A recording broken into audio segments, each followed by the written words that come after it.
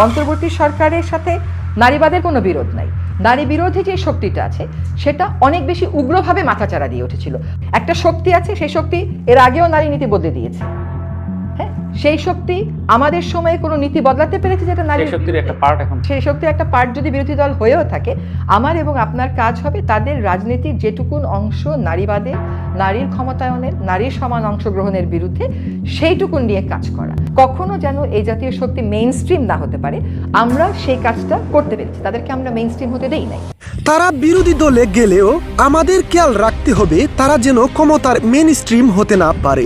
আমরা সেই কাজটি করেছি, তাদেরকে আমরা মেন স্ট্রিম হতে দেইনি।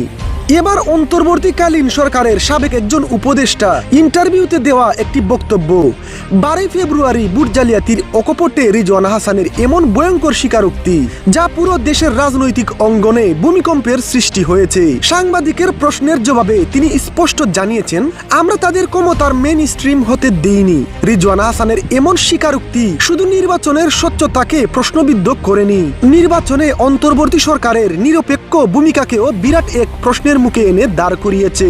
এবার চরমভাবে ফেঁসে যাচ্ছেন অন্তর্বর্তীকালীন সরকারের সাবেক উপদেষ্টা রিজওয়ানা হাসান।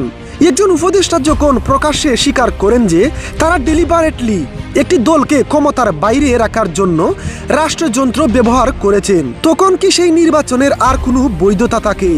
12 ফেব্রুয়ারির নির্বাচনের ফলাফল ইঞ্জিনিয়ারিং করা হয়েছে, কিন্তু সাবেক উপদেষ্টা রিজওয়ানা হাসানের বুট জালিয়াতির এমন ভয়ঙ্কর স্বীকারোক্তি সেটা আরও নিশ্চিতভাবে জানা গেল। এবার কি শেষ রক্ষা হবে সেই উপদেষ্টাদের? নারীর ক্ষমতায়নের, নারীর সমান অংশগ্রহণের বিরুদ্ধে সেইটুকুন নিয়ে কাজ করা। কখনো যেন এই জাতীয় শক্তি মেইন স্ট্রিম না হতে পারে, আমরা সেই কাজটা করতে পেরেছি, তাদেরকে আমরা মেইন স্ট্রিম হতে দেই নাই।